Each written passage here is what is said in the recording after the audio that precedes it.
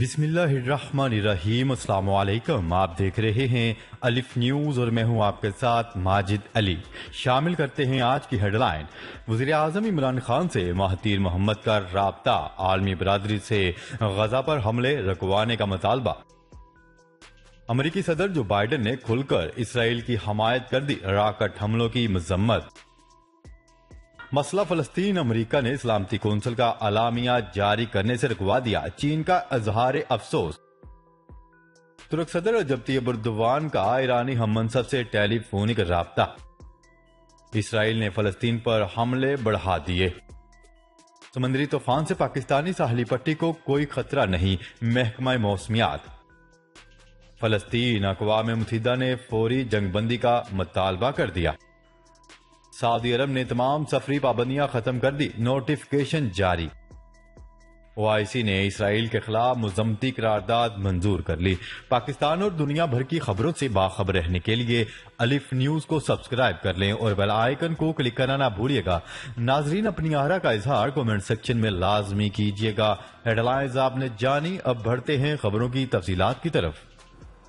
وزیر اعظم عمران خان سے ملائیشیا کے وزیر اعظم ڈاکٹر مہاتیر محمد کا ٹیلی فونک رابطہ۔ دونوں رہنماؤں نے غزہ میں جاری اسرائیلی حملوں کی مذمت اور عالمی برادری سے فوری طور پر حملے رکوانے کا مطالبہ کر دیا۔ وزیر اعظم آفس سے جاری اعلامیہ کے مطابق دونوں رہنماؤں نے ٹیلی فون پر گفتگو کے دوران ایک دوسرے کو عید الفطر کی مبارکباد دی اور فلسطین کی سنگین صورتحال پر تبادلہ خیال کیا۔ دونوں رہنماؤں نے اسرائیلی جارحیت اور مسجد اقصی میں معصوم نمازیوں اور غزہ پر فضائی حملوں کی شدید الفاظ میں مذمت کی اور معصوم فلسطینیوں سے اظہار یکجہتی کیا۔ وزیر اعظم عمران خان اور ڈاکٹر مہاتیر محمد نے اسرائیلی حملوں کو روکنے اور شہریوں کی حفاظت کے لیے عالمی برادری پر زور دیا کہ وہ کردار ادا کریں۔ دو طرفہ گفتگو میں دونوں رہنماؤں نے اقوام متحدہ کی قراردادوں اور منصفانہ اور پائیدار حل کے لیے ہنگامی اقدامات پر زور دیا۔ خبر کے اگلے حصے میں بات کرتے ہیں۔ امریکی صدر جو بائیڈن نے کھل کر اسرائیل کی حمایت کر دی۔ امریکی صدر جو بائیڈن ایک بار پھر مظلوموں کی بجائے ظالموں کے ساتھ کھڑے ہو گئے۔ اسرائیل کی فلسطین میں بربریت پر مذمت کرنے کی بجائے الٹا اسرائیل سے حماس کے حملوں کی مذمت کر ڈالی۔ سماجی رابطے کی ویب سائٹ ٹویٹر پر وائٹ ہاؤس سے جاری پیغام میں کہا گیا ہے کہ امریکی صدر کا اسرائیلی وزیر اعظم نیتن یاہو سے ٹیلی فونک رابطہ ہوا، جس میں جو بائیڈن نے اسرائیل کی کھل کر حمایت کرتے ہوئے حماس کی جانب سے اسرائیل پر راکٹ حملوں کی مذمت کی اور اپنی بھرپور حمایت کا یقین دلایا۔ امریکی صدر نے فلسطینی اتھارٹی کے صدر محمود عباس کے ساتھ بھی ٹیلی فونک رابطہ کیا، مگر یہاں اسرائیلی بربریت کے خلاف ایک لفظ نہیں کہا، نہ ہی شہادتوں پر غم و رنج کا اظہار کیا اور نہ ہی مساجد، پناہ گزینوں، کیمپوں اور نیوز ایجنسی کے دفاتر پر بمباری پر افسوس کا اظہار کیا۔ خبر کے اگلے حصے میں بات کرتے ہیں۔ چین کا کہنا ہے کہ امریکہ کی رکاوٹ پر سلامتی کونسل فلسطین سے متعلق ایک آواز نہیں بن سکی۔ افسوس ہے کہ امریکہ نے فلسطین سے متعلق سلامتی کونسل کا اعلامیہ رکوا دیا۔ چینی وزارت خارجہ کا کہنا تھا کہ واشنگٹن سے مطالبہ ہے کہ وہ اپنی ذمہ داریاں نبھائے، سلامتی کونسل سے فوری جنگ بندی اور سخت اقدامات کا مطالبہ کرتے ہیں۔ چین دو ریاستی حل کی حمایت کا اعادہ کرتا ہے، فلسطین اور اسرائیل کے درمیان مذاکرات کی میزبانی کا خیر مقدم کریں گے۔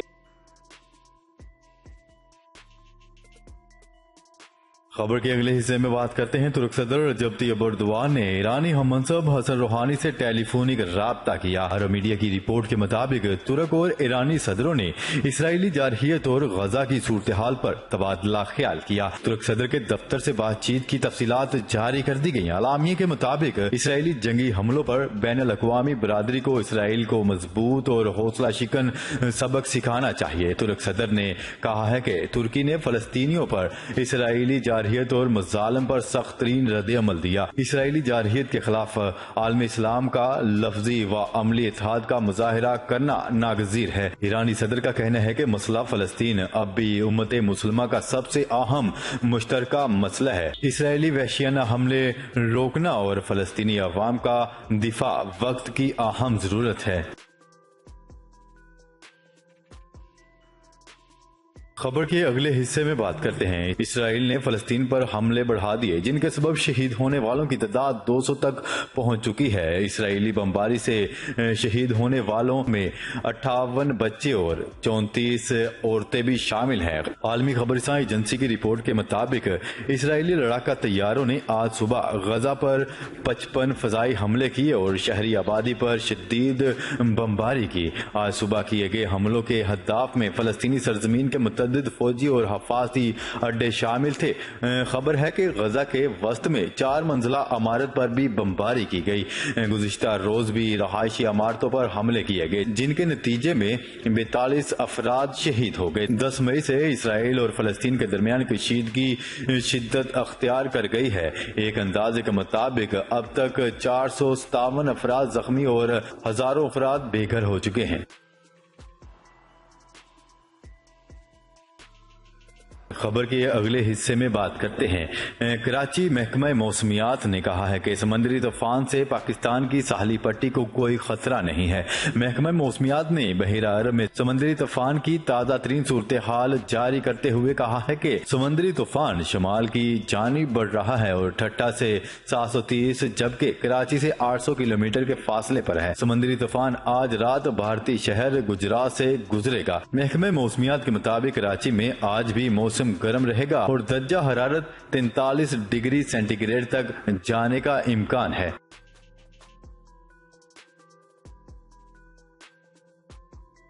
خبر کے اگلے حصے میں بات کرتے ہیں۔ اقوام متحدہ کے سیکرٹری جنرل انتونیو گوتریس نے اسرائیل اور فلسطین کے درمیان جاری تشدد فوری طور پر روکنے کا مطالبہ کرتے ہوئے کہا ہے کہ جاری لڑائی پورے خطے کو ناقابل کنٹرول بحران میں مبتلا کر سکتی ہے۔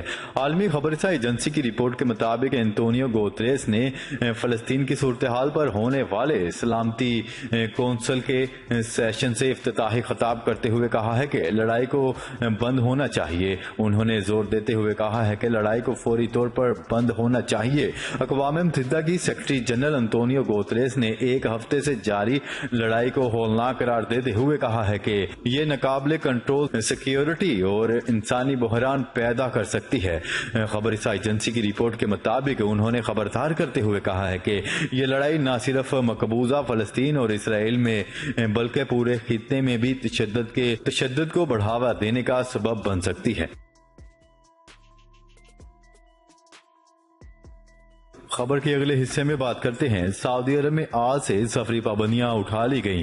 تمام ایئرپورٹس، بندرگاہیں اور سرحدی چوکیاں سعودی شہریوں کے لیے کھول دی گئی ہیں۔ ریاض کے کنگ خالد ایئرپورٹ سے پہلی پرواز رات 1 بجے کے بعد روانہ ہوئی۔ محکمہ پاسپورٹ نے بیان میں کہا ہے کہ وہی سعودی سفر کر سکیں گے جو کورونا ویکسین کی دونوں خوراکیں لگوا چکے ہیں۔ ایک خوراک لینے والے وہ افراد بھی سفر کرنے کے اہل ہیں جو پہلی خوراک لینے کے بعد 14 دن گزار چکے ہیں۔ کورونا وائرس سے صحت یاب ہونے والوں کو بھی سفری اجازت ہوگی۔ خیال رہے کہ 18 برس سے کم عمر کے سعودی شہریوں کو سفر کی مشروط اجازت ہوگی۔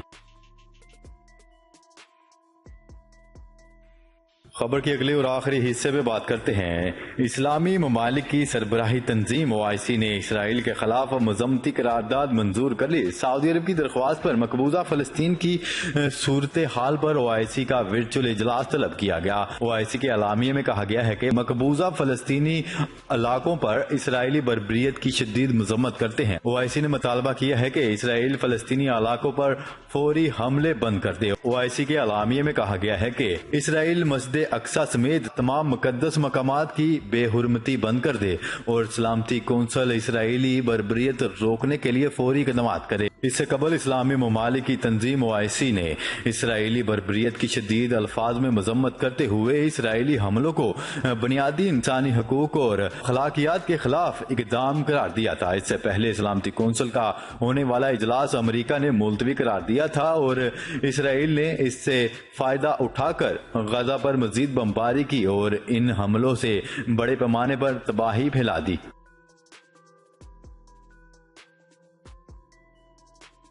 جی تو ناظرین، آج کے لیے اتنا ہی۔ مزید خبریں لے کر بہت جلد آپ کی خدمت میں حاضر ہوں گے۔ تب تک کے لیے اپنا خیال رکھیے گا۔ اللہ نگہبان۔ پاکستان زندہ باد۔ پاکستان آرمی پائندہ باد۔